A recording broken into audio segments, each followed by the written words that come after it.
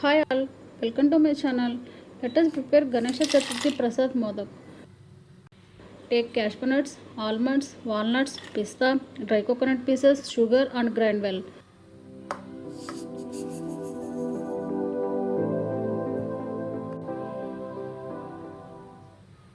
Take pan with butter or ghee and add the grinded paste, then stir for some time.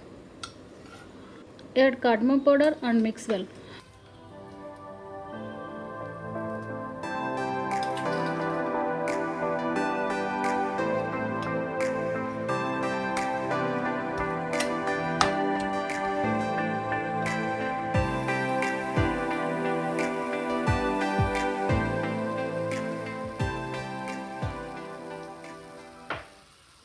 Now take modak mold and keep the paste in the mold and fix tightly till you get proper modak shape. Continue to complete preparation of modak.